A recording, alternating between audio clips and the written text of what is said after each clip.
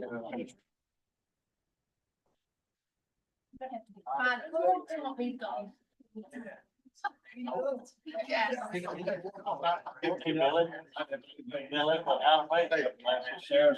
right, y'all need to come on now. I'm gonna get you. I'm gonna get you if you'll sit down. Good afternoon, everybody. It is so wonderful to see you on such a beautiful day that we're having. It's too bad our meetings aren't outside, but we will try to be efficient with our time so that you can get out and enjoy this weather. I'm officially calling the meeting to order at 3:02, I believe, on Thursday, March 27th. Before we get started, we have a request for remote participation by Mr. Lance Carson, representing the city of Covington. He has made this request to participate in the commission meeting under the commission's policy for electronic meeting, allowing for remote participation for emergency, personal, or medical matters, and a physical quorum is present. Mr. Carson has made the request due to being more than 60 miles from the physical meeting location. Unless there is an objection, I will consider the request approved by unanimous consent. Is there any objection? Very good. Mr. Carson, are you with us? Okay, well, welcome when he comes on with us. Very good. All right, Mr. Holmes, if you would do a roll call to start our meeting off, please. Mr. Walters, Mr. Griffith, Mr. Nicely, here. Mr. LaRue, Mr. Martin is sitting in for Mr. Pearson. Ms. White, Mr. Collins, Mr. Spence, Mr. Parker, Chair Smith, Here. Mr. Sandy, He's on vacation. Mr. Dean Martin, Here. Mr. North, Yes. Mr. Osborne had to Ms. Shepherd. Here. Mr. Dressler. The Carson's not on there. Let's check again. Mr. Wallace, here. Ms. Bergman, Here. Vice Mayor McGuire, here. Ms. Dirk, here. Vice Mayor Green, Here.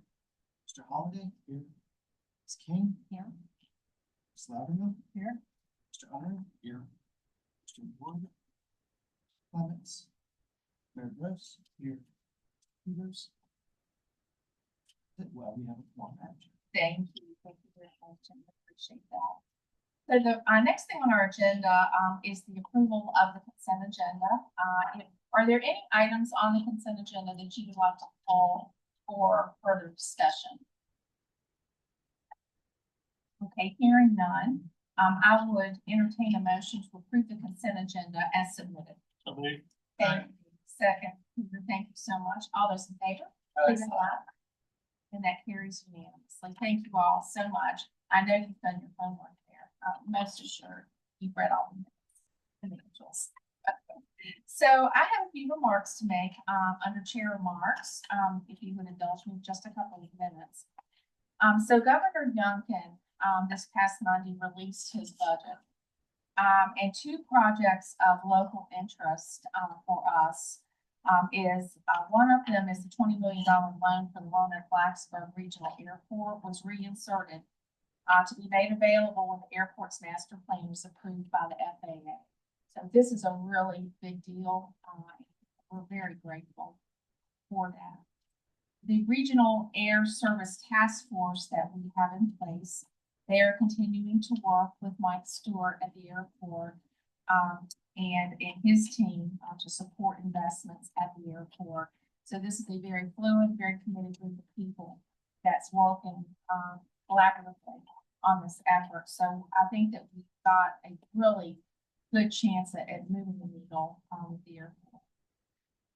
There was $1.9 million to support Craig County's upgrade to its emergency radio system.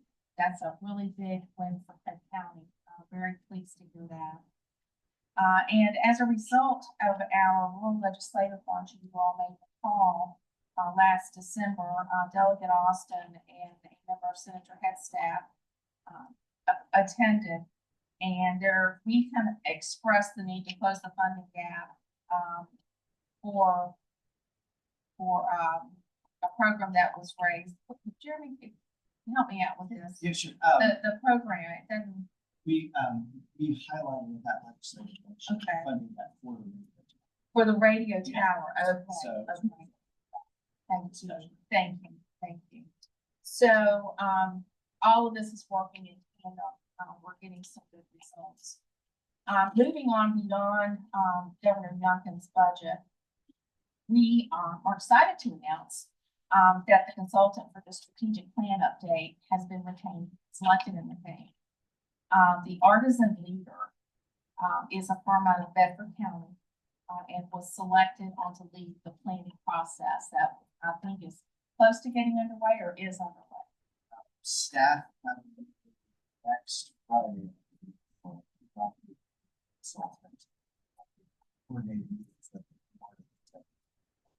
Very good. And of note, this firm has worked with the Bedford County Water Authority. So we have some local, experience to draw from, in having them retained. I was going to, move to do some introductions, of our legislators. They're not here quite yet, so I will defer, on that. And Mr. Holmes, do you want to proceed with your executive director's report? Yes, ma'am. Thank you very much. Just a couple quick items. First, I want to take a moment to introduce the commission's new staff member, Justin McMahon, back here, who's manning the helm, so to speak.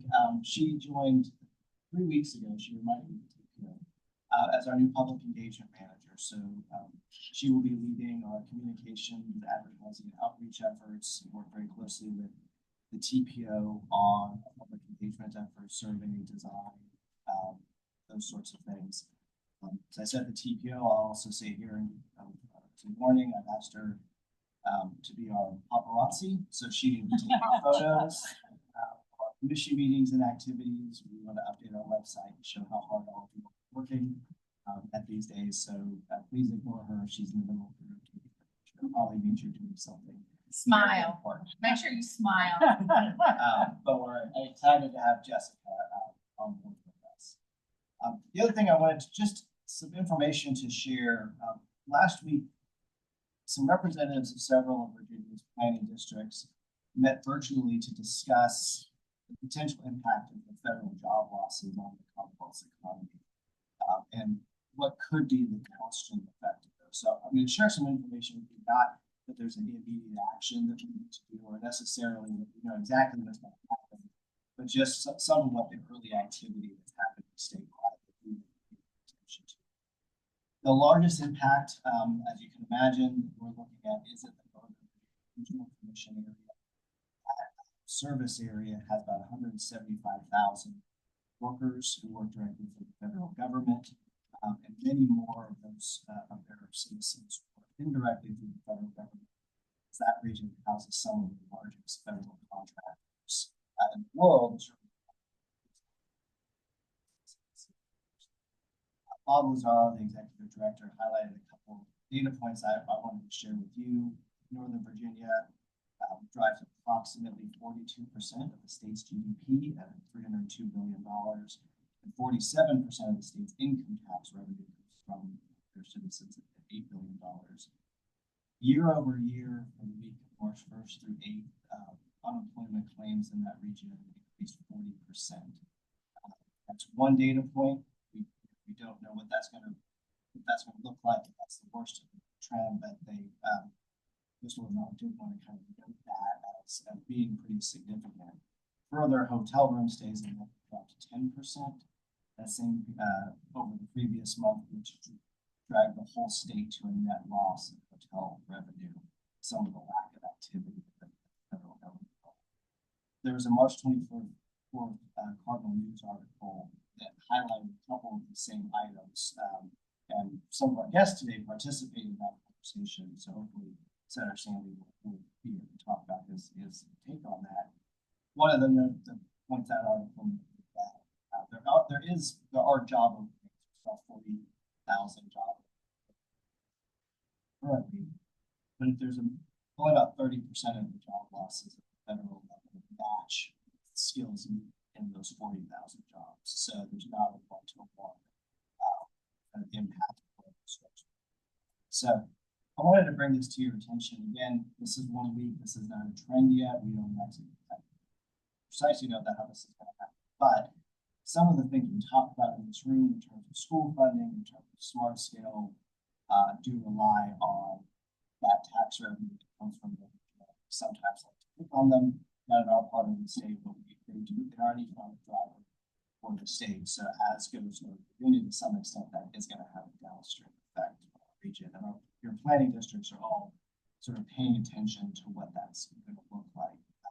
Certainly, we expect that that will bounce back, but in the short term, one of the other things that Northern Virginia is asking us to kind of pay attention to is there are going to be additional requests to the state for workforce placement and training and mental health services in the short term to kind of cover some of those losses. So even if those folks bounce back, which we hope certainly that they will, there's going to be additional requests on state funds to help kind of bridge that transition period. We also might watch for trends we're already seeing with some employees moving down to our part of the state.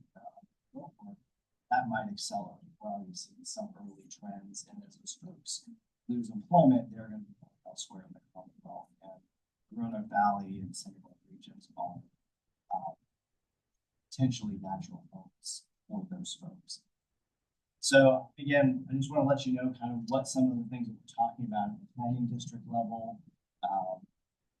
Everyone's really more concerned with what does this mean for state finances than any kind of policy issue, because it will have some kind of an impact on the Commonwealth. So as the planning districts continue to talk about this issue more and more, we'll share more about what might we expect to deal with in terms of housing and employment and workforce and so on. So happy to answer any questions. I don't know how much I can since this is coming down to Northern Virginia, but I did want to share that with you and just make you aware. We'll talk more. Do you all have any questions for Jeremy? Comments? Yes, please. Well, we would,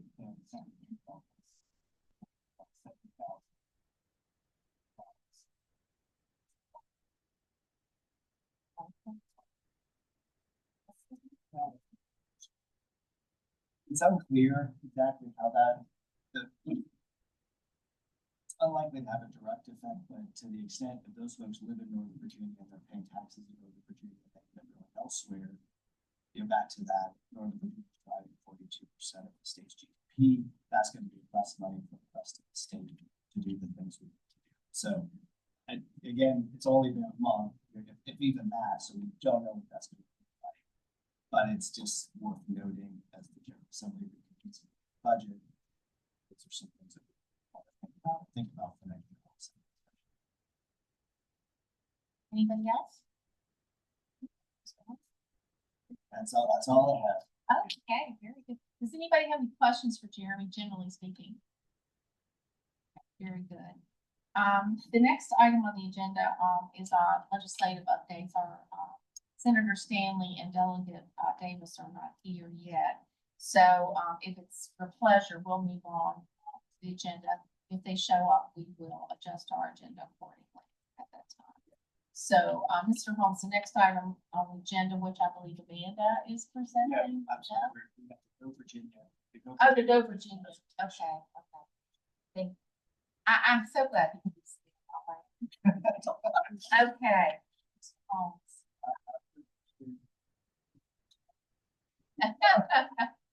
Good afternoon. I've been pleasure to be here. And I'm here with the company program. I agreed to make this presentation. Emily, we take any difficult questions. I do really appreciate that. Our two share similar objectives for our regions and our communities and its citizens to thrive, and that's what we are trying to be all about. out, we partner with many of the planning districts across the footprint that is defined by Virginia. And so, this information is probably more detailed than I have time to go fully into. It's a leave behind for you all. I'll also leave some of my business cards here where your name tags are. If you want to reach out to me, you probably know, I'll show you a list of all the members. You probably know some of the individuals. Feel free to reach out to us anytime because we always want and seek to collaborate. So let me just start off. Thank you. This first slide, just to frame up our purpose, really bottom line is to create higher wage jobs throughout every part of the Commonwealth. And as you can see from the map, Region 2, which is defined in Virginia, overlaps with 5th, 4th, and 11th planning districts here. So we work across a footprint that spans from New River Valley and slightly west back through Lynchburg, slightly east there. Each year, Region 2 receives from the state $1.5 billion of project fund money, which the council allocates, and in addition, $250,000, which can go towards planning grants. And that's been really helpful because we've seen evidence where some of that seed money results in some projects, and it may take a few years, but really justifying the need to put forth and be good stewards of state money.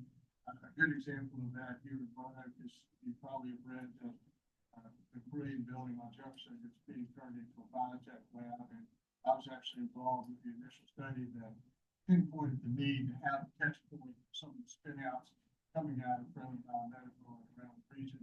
And that's going to be a nice home, I think, a nice stepping stone. The Virginia Tech Center for Economic and Community Engagement, where Emily works, serves as the support organization for Region 2 Council and does a really exquisite job to contain. The growth and diversification plan is really our first star. It's developing and updating this regional growth plan is one of our primary activities, both at the staff and council level. It serves as a roadmap for allocating Go Virginia funds, targeting scalable growth clusters within our region, and identifying priorities and partners. Go Virginia staff reviews regional plans that you all and the other planning districts along with other economic development groups around the region, and takes that input and tries to inform us as the council as to really where are the high priorities, where do we need to be investing in order to make improvements in our region. We're launching, I'll give a shameless plug here, we have industry-based workshops coming up, our industry clusters, updating the 2025 growth development plan, and I hope you'll consider these dates here. Some are lined up, some are to be determined, but if you or anyone you know might be interested in attending one of those workshops, that's one of our primary steps in receiving direct feedback, which we again and encapsulated feedback into our plan. So as I mentioned, the Region 2 Council is ultimately responsible for allocating funds, and through this work, we do prioritize projects. There is a state level board, so when we approve at this level, it still goes before the state staff for final approval. So we lift that up and try to make sure our state board supports everything we're doing. We try to very much ensure that there's a collaboration between business, education, and government, and that all parties, if you see the R2 Council composition, I think you'll appreciate that we've tried to make sure that all of these important segments of our region are well represented and have a voice at the table.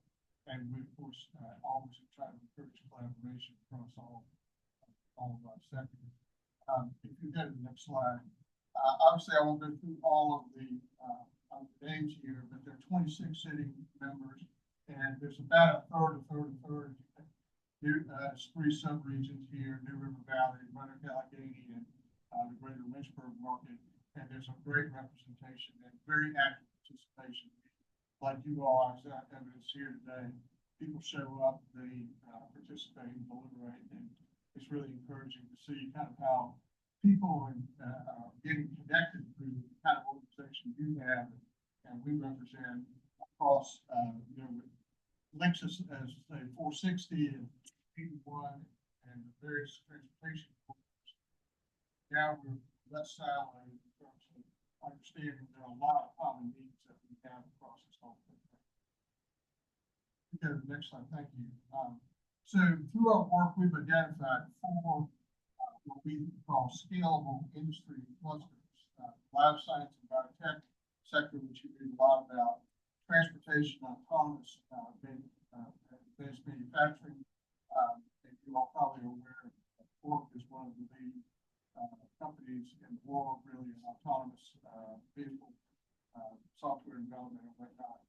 IT and engineering and emerging technology is sort of a catch-all basket for a number of things that go on. And then finally, materials and manufacturing. All of these, there's enough density here in our combined region that if we are intentional about allocating resources, whether it's workforce related, whether it's sites, whatever it might be, we can grow those. And importantly, why we selected those is that the staff has done in-depth studies on, again, our mission is to bring higher wage jobs. And on average, these sectors pay about $35 an hour, which translates to about $65,000 a year. If you look at the average wage, which is about almost $25 in our region, that's about a 35% lift. And so all of that incremental leads to a higher quality of life for the people and families that live here in our region. Could go to the next slide, please. So, how we go about this, these four strategies that are laid out here, we've identified industry clusters that can be scaled up. We try then to also embrace entrepreneurship and business development. And you're probably aware of the grant program here in Roanoke as one example of that, and the incubator that's going to involve Jefferson is another example of that. We focus very much on talent because if you think about it, I look at so Vance is a good example in my mind. Vance's headquarters moved to Raleigh in part, at least what they publicly tell us, because they could access data science. NC State has one of the leading programs in the country. And there's a lot of data science being applied to retailing and merchandising. And you can go on Amazon and if you buy something, they list out 5 other things that other people likely bought. Well, all of that comes back to sort of predictive capabilities that are based on data science. And so, we need to be looking at it because people go not where there's cheap labor or cheap sites, it's where the talent is. And that's a big driver. And so, you're mentioning earlier about the federal workforce and displacement. As a footnote, and for what it's worth, if you want to dig into it, there are a lot of very innovative programs that have been set up just to attract remote workers to an area. My own son relocated from Chicago back to Roanoke. He is a data scientist, and he worked for EY and their national goal from his living room on Stone Ridge for last 3 years. They don't know, his class will know whether he's in Chicago or wherever.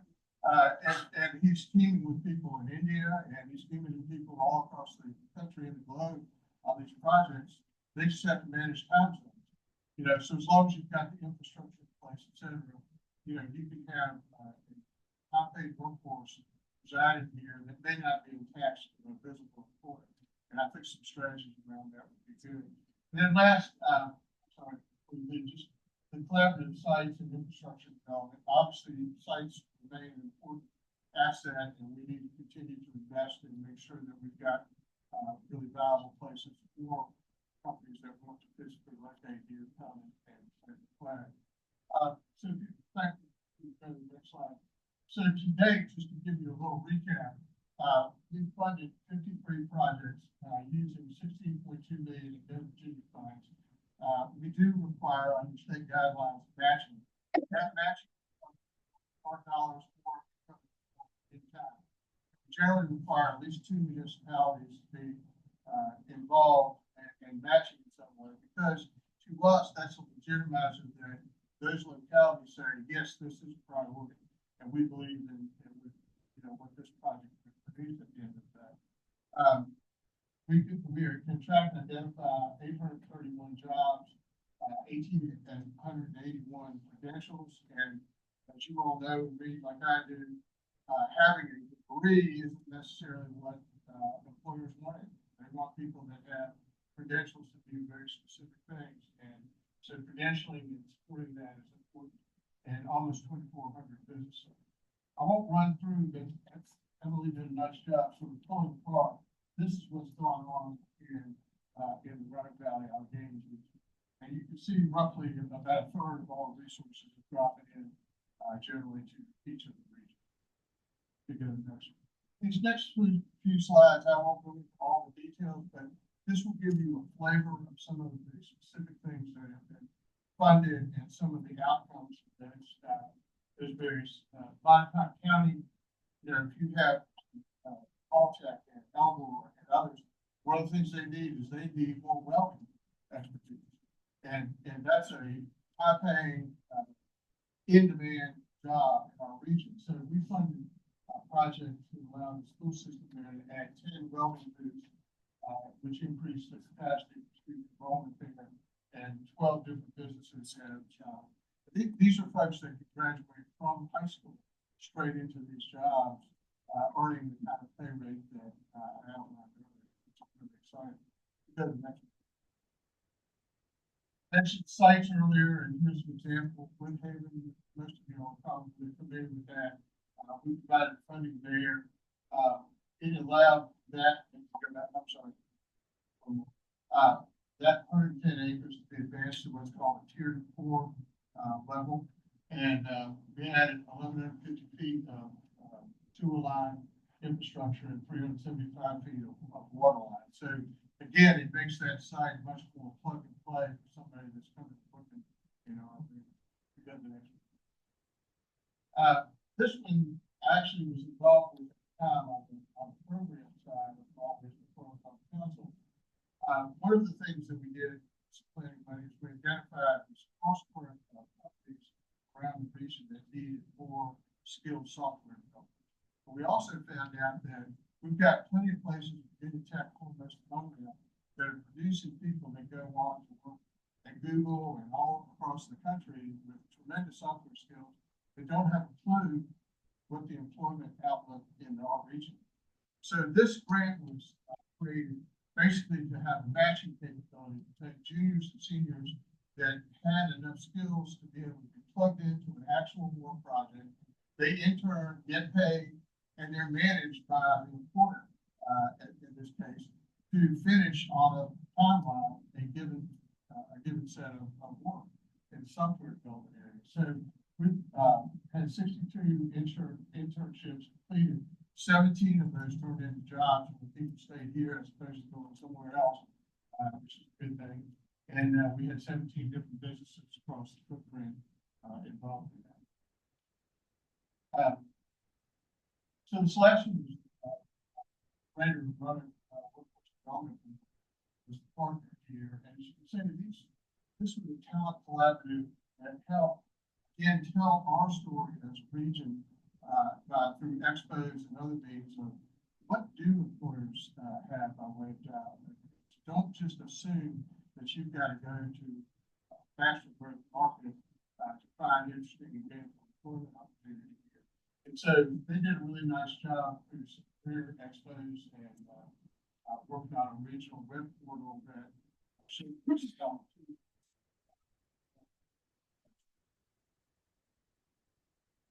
And last, obviously we read a lot about the opportunities. I don't know how much time to spend with it. People are friendly about medical, but a lot of what's being worked on by their research teams relate to therapeutic drug discovery. And so if you want to be a region that's producing drugs, you have to have good manufacturing facilities. And so the first step in that is having a demonstration pilot clean room, which is being set up with a grant that they'll be gained. And then we also inventory kind of the supply and demand side. There are companies that have clean rooms around here. For example, I serve on board with a company called P1 Technologies that does plastic molding injection for medical devices. And they have to do a lot of that work inside a clean room. So we've got some capacity today that we need to inventory to know what we have in them. And then next step, hopefully, and identify, what is it that we have to need, how can we resource and grow that here in the region. So that's another kind of exciting project. And then last, as an example, you've all probably read that in the life science and biotech space, as compared to areas like Bay Area, San Diego, whatnot, we are well behind. We're more a nascent.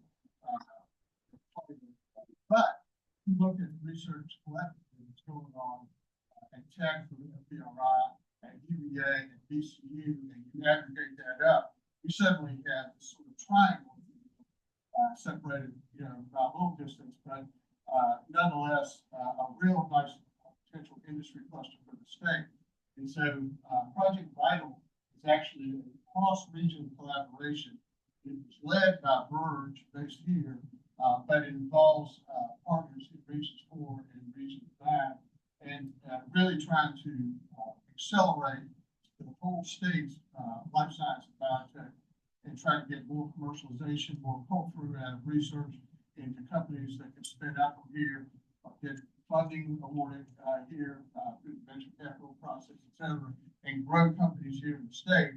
And I can tell you from a long personal experience and involvement in the venture capital arena nationally in the state, we are still considered somewhat of a flyover zone. The largest VCs aren't coming to Virginia to find those opportunities. So we've got to fund them here. We've got to grow our acorns in the Mighty Oaks so that we get discovered as a place. And I think along with this, locking arms with Charlottesville and Richmond, we have a better chance of attracting some attention. So let me just close again, thanking you. If there's any call to action, it would be this. Certainly, your organization could be an advocate for a planning grant or partner in some way. You could help us identify partners in the process. As council members, we consider what your own localities need, and if you can provide input as we put together this growth and diversification plan, we greatly appreciate that.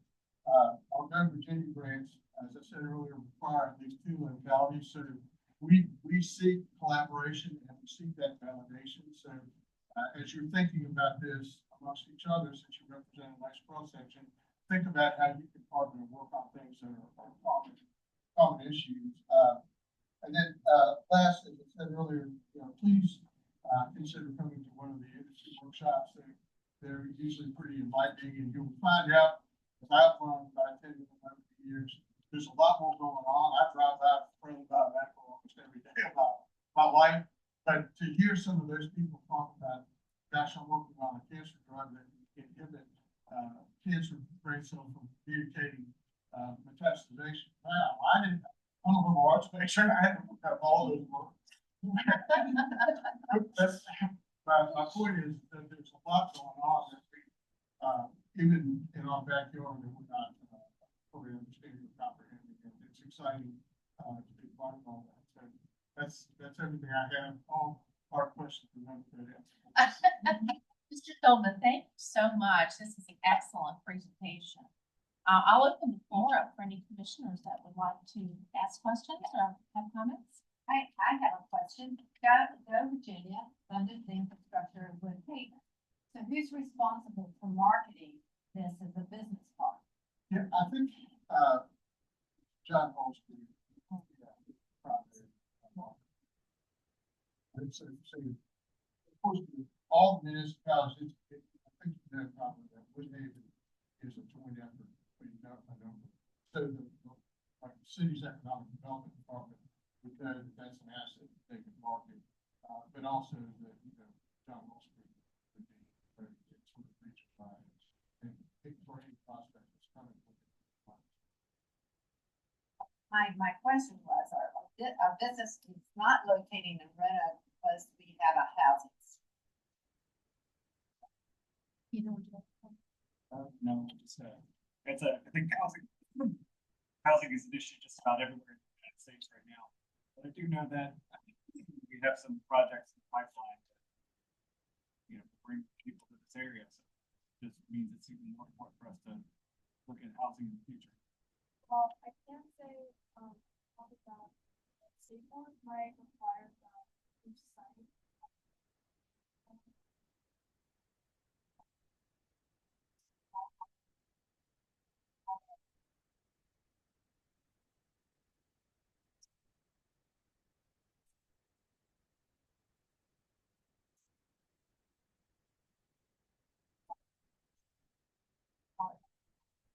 So Seaboard is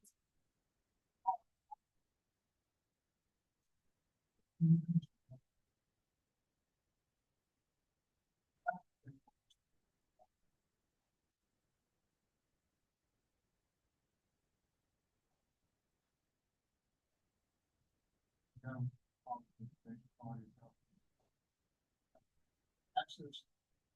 Child, that's dangerous.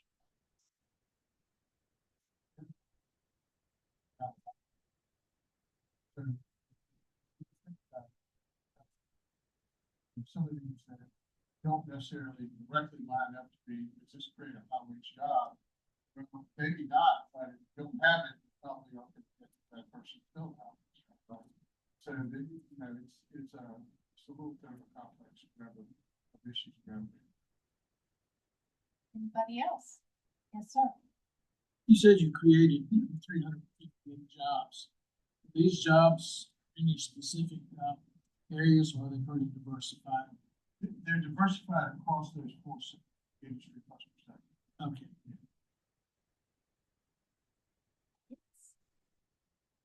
Mr. Bellman, I think the presentation was excellent. And I think it's very uplifting to know you all have your finger on the pulse of innovation, and really looking forward.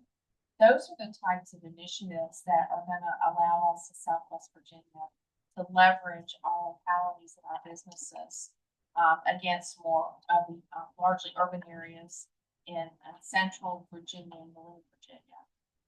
And I very much appreciate your focus, and we'll do our best on the local levels to reinforce that. Thank you. Very important. Thank you so much. Pleasure to be with you. I'm gonna go to my farm party. Give the ticket to Jeremy. I'll leave. Thank you. Thank you so much. Okay, ladies and gentlemen, we will move on to item number 7, actually. Jeremy, I think Amanda's gonna help us with this. Did you have any opening remarks? Amanda, take it. Okay, hi, Amanda. Welcome. Good afternoon, everyone. Again, I am Director of Development. We're looking at, 2 separate resolutions. So the first one relates to the Upper James Regional Water Supply Plan, I'm gonna kind of talk about water supply plans in general, just to make sure we're all on the same page before you guys have to vote. But the second presentation will deal with water, okay? All you've got in front of you right here is the planning area for this particular planning area. So, what has occurred is that the state has passed new legislation that kind of restructures how the water supply plan process is going to work. For those of you who've been around a little bit longer and maybe seen these come through before, traditionally the planning district commissions have held any regional water supply plan update work. And this region, we previously had an Upper James plan that we worked on in conjunction with Central Shenandoah, and then a Roanoke River plan, and then we did an individual plan for Craig County. The new state legislation mandates the planning areas. They have drawn these lines based off of watershed. We have actually adjusted this planning area to correspond with our political boundaries in conjunction with Central Shenandoah PDC. So some of you have been involved with that conversation already. essentially, the legislation mandates that these new plans are, produced by October 9th, 2029. There's very limited funding associated with the current legislation. So, right now, the state has allocated $231,000 across all of the planning areas across the whole state for 2025, and then an additional $231,000 in 2026. Obviously, we are coming up on the end of 2025, so that is why we are here today. If we are going to apply for the 2025 funding, we'll have very limited amount of time to spend it. Essentially, that will come to us in a lump sum, and then we will have to report on it by September and spend it out. So that's what we're looking at today, is a resolution to move forward with that application. We do plan to apply for the funding as well for the 2026 funding. What we intend to do with the funding this time around is a very small amount of money. It's about $5,000 for each of the planning areas, so $10,000 total. Definitely not enough to meet the state regulations, and we do not intend to meet those regulations with the funding that is on offer. What we plan to do with this round of funding is to scope out the water supply plan as a project and what our gaps are to achieve that,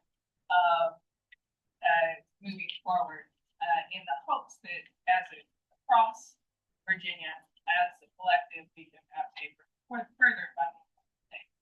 They have previously funded water supply plans in much greater amount. So that's kind of the context. Your staff report has a little bit more information, specific subsection, but that is the overall kind of bird's eye view on what is going on with water supply planning in the region. So we have received no objections from any of the localities indicated in the Upper James River 2 water supply plan RVU. Only one person in the region can submit an application, so we do intend to submit the application on behalf of your localities. And so I will stop there for this one and on to questions. If anyone has questions about this particular resolution of water supply in general. A quick question. This is something that really doesn't come across my desk as a supervisor per se. Just educate me quickly. These water supply plans, I'm guessing, are products of the Roanoke State Water Control Board. Yeah, so this is the history of this legislation is, we've had big droughts in the 90s, affected localities and utilities' ability to distribute water to their customers. And so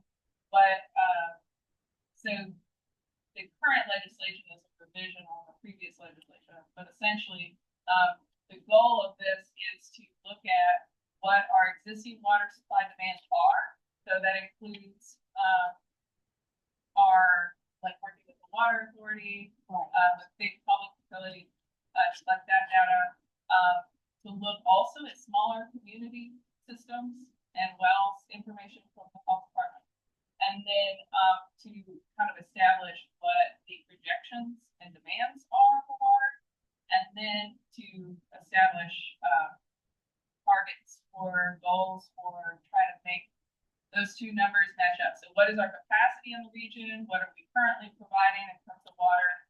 And what is our projected demand over the next couple of decades? And are there disparities between those numbers that could really cause difficulty for water customers, for our citizens? So is that data disaggregated by locality or is it region? So it depends. In this case, I believe Covington and Clifton Forge both operate utilities, so we'll be working very closely with them. And Craig County also has a utility, Craig PSA. And then Bob's is covered by the Western Virginia Water Authority. We'll be working with all those entities. We also have some towns that provide water within the town, so it's really a lot of different players for each of these plans, which is why we have historically moved this an update to existing plans? Technically, yes, in that there is data that exists, but because they've changed the planning boundaries, it's gonna be a little bit bigger of a lift than just an update. Richmond wanted to dam up Craig Creek, flush out their water problems. So I think that was presented by this area. It's about damming up Craig Creek, Richmond water system. I can't speak to that specifically, at this point in the planning process, but the goal is to look at our, meeting our area needs first. Any other questions? So, Amanda, you're working and speaking to, the resolution for Upper James River to water supply, right? So, commissioners, do you have any questions on this particular resolution? And I don't wanna preempt you, or did you have more to present on this? Great. Does anybody have any further questions for Amanda? Okay, do you want us, you wanna go ahead and proceed, and then we'll just move to the other one, or, you can just go ahead and take action on this We one? can take action. Oh, individually, that's what I was. Okay, so if there are no questions or clarifications, asked for, I would entertain a motion, that's in your packet for consideration of signatory, authority resolution for the grant application of the local and regional water supply plan for Upper James River Two Regional Planning Unit encompassing the counties of Alleghany, Botetourt, Craig, and the city of Covington. Motion. Thank you. Is there a second? Second. Thank you. All those in favor, please say aye. All those opposed, like sign. And that carries unanimously. Thank you. Amanda. So, map of the River One area. So Roanoke River One is a little bit of a different situation. We share this planning area with Virginia PDC. At this time, we have had meetings with Central Virginia and with Bedford County, and Bedford County would like to remain in the Roanoke River One area, due to shared water sources in the Roanoke River One, watershed. And, to be clear, in that administrative process, DEQ does ask, that you stay within your watershed, so probably would be difficult for them to move to a different planning area. So everyone is in agreement. We are planning to get a resolution from Bedford County. They are not a member government, but they are listed in regulation. They will be required to submit a resolution by June, for us to move forward with this project. So that's kind of the high level difference between, the Upper James and the Roanoke River, resolution, and process. The numbers are slightly different for what we're gonna apply for in this fiscal year, and that's due to travel. A little less travel in this one. Questions? Yeah, the headwaters to the Roanoke River are up. Yes. So, No, so one of the ways that this boundary was determined is where the locality is pulling their water from. So Montgomery County, most of their water is coming from the New River watershed, so they're, Questions, comments?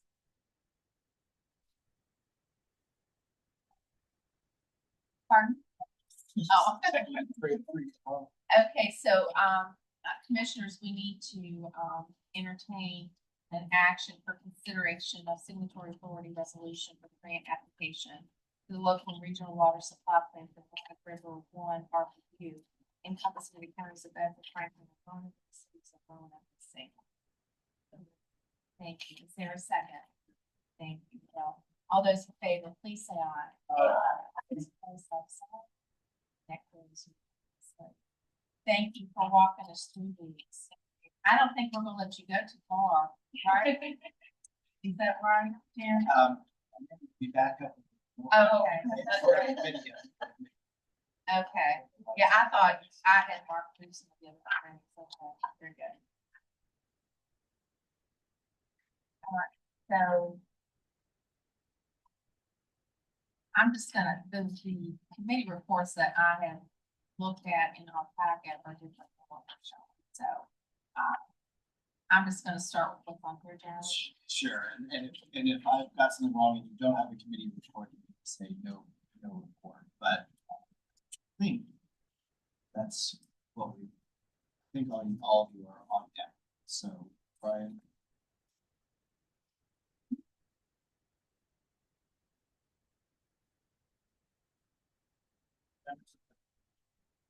And this will be, as I have been to in the past couple of meetings, this will in effect be the last report for the Blue Ridge Interagency Council on Homelessness on March 14th. The governance document for the continuing care governing board and the continuing care was adopted.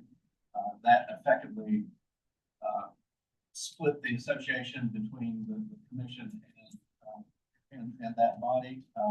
On August 8th, the COC governing board, which I'm not sure if it's going to retain that name, but something along those lines, will have their organizational meeting and will organize under the bylaw and government. Some of the things will not change at all. We'll still actually physically meet here at the regional commission. The regional commission will still have a seat on the board, and again, with being a coalition of a variety of different nonprofit providers, they will operate as a non-public. So that is my report there, and moving to the economic development strategy, not a great amount to report. We did meet on the 12th of this month and had speakers from Go Virginia, Dr. Scott Tate, and our EDA representative, Aaron Stolberger, chat a bit about some of the functions, the basic functions of the EDA, their support to us as an economic development district, and some of the grant programs through Go Virginia. So those are some of the highlights of that meeting. Still in development of the document, and are going back and having a public training for all. Do any commissioners have any questions for Brian on either of these issues? Okay, Brian, thank you so much. Thank you. That was a great update. Okay, next up on deck, there you are, Amanda. This is a very brief update, but just to let you know that, I will be contacting.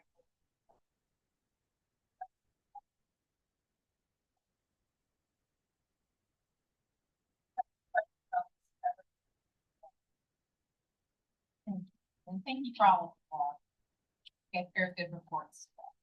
So, my understanding is that's the extent of the committee reports. That is the extent. Okay, very, very good. Okay, any of the committees that are not reporting out to the commissioners, do you all have any questions regarding any of the other committee areas that perhaps Mr. Holmes can answer for you? Legislative committee not reporting? The legislative committee, we will meet after the General Assembly convenes the post budget. So I think we haven't had a meeting since last year while we waited for the General Assembly to kind of move through its process. Just as a look ahead, after everything in Richmond wraps up, we will be, as we have done in the past, sort of surveying this body about some legislative priorities. Kind of starting that process again. I will use this opportunity to thank in advance Mr. Holiday and Mr. Nicely, who both volunteered to join that legislative committee representing Salem and Watertown County. So I'll get ready for some exciting times with our fearless leader, Mr. North, as that we can be in the next month or so. That's going to be a productive committee. So but we will have, there will probably not be a report out until the maybe at the earliest, with maybe some early sort of results from this last year.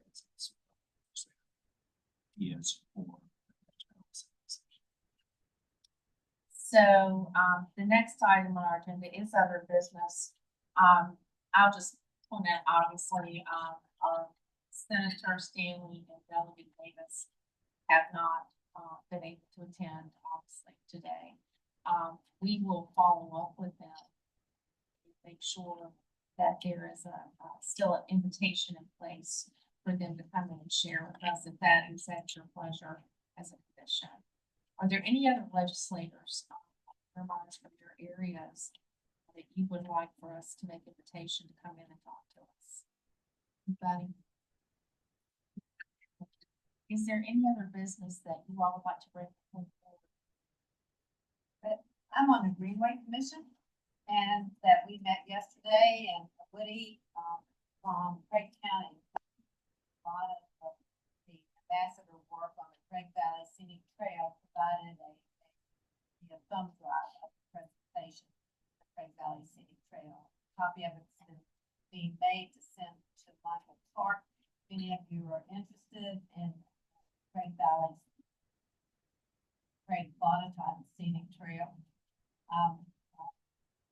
know that Woody has this presentation. Thank you, Laura. It's coming along. Thank you so much. Jeremy, did you have anything further that you wanted to bring up? I'll just do one quick follow-up. Just that the water supply planning, just Amanda indicated.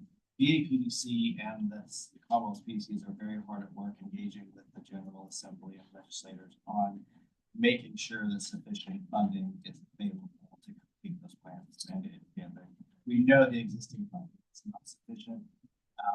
At the same time, we also want to make you aware we will only do what we can get funded. So we're not putting anyone on the hook for tapping into commission resources, but we're very hard to make sure that funding actually complete and meet the code requirements. So that's what clear in case there are any questions. We will not do this for $10,000, but we're working very hard to do that. So Jeremy, just real quick, if you could give us a quick update on what the commission can expect for participation in strategic planning. Yes. And then budget, an update on budget time. Yes. So on the strategic plan, the timeline for that plan, we're going to start, as I said, next week with the staff meeting. We expect that to wrap up in July. We have a couple of engagement points. We don't have the timing for those just yet, but we plan on meeting at least once, probably several times, with the executive committee, and at least once with the full board, some sort of capacity.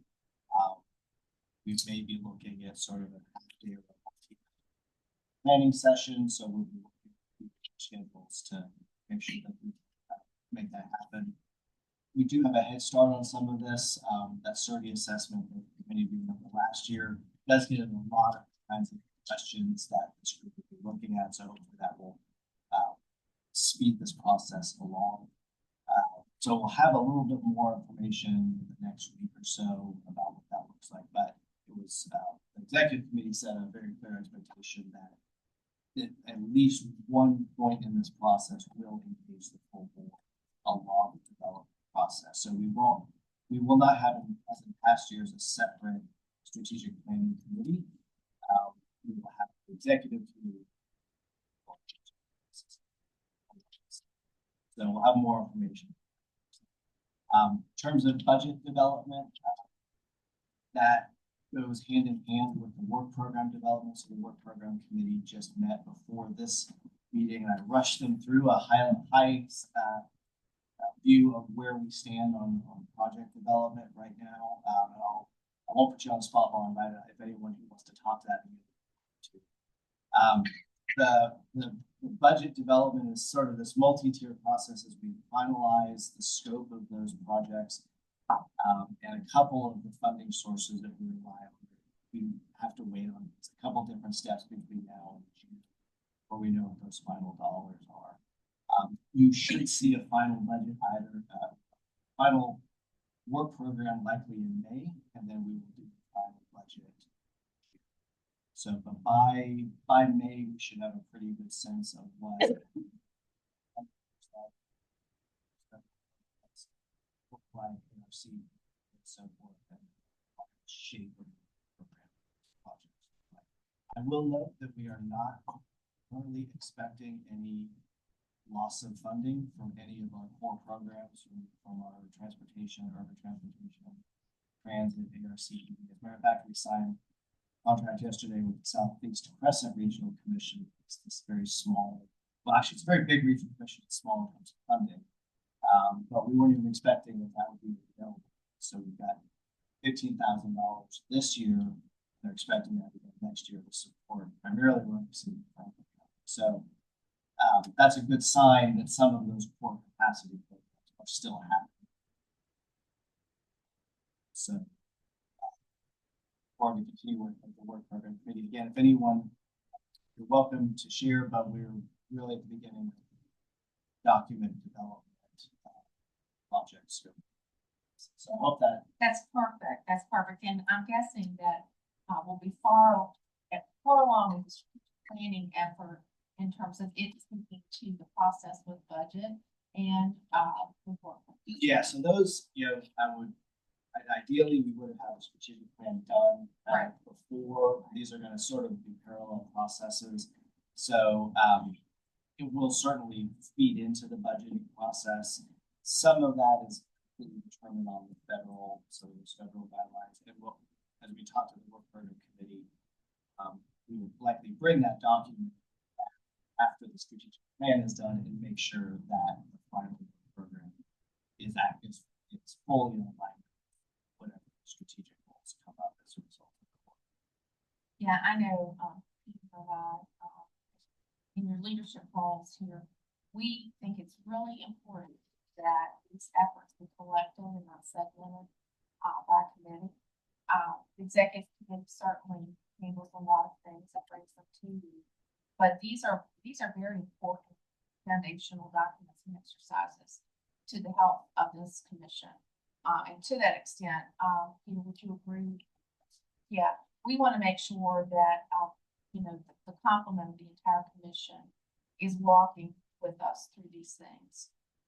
Because we all have ownership, we need buy-in from every commissioner sitting around the table. And so I hope that you will indulge us in the next few months and participate. We want you to be proud of what we adopt and put forth so that we can have measured, success. Are any other issues to come before the commission today? I would like to, in closing, I'd like to thank our staff. Do an exemplary job. I want to thank the commissioners. You guys are extraordinary, and we're very lucky to have represented jurisdictions. And we appreciate the time and effort that it takes for you to be here. Jeremy and Virginia, thank you. I'm a big thank you girl because at the end of the day, we all are making time to do something that's very, very important to our localities. Yeah, so anyway, I will entertain a motion to adjourn. Madam Chair. Yes, sir. Motion to adjourn. Is there a second? Second. All those in favor, please say aye. Aye. Thank you all very much for your time. Who will turn that down? Yeah.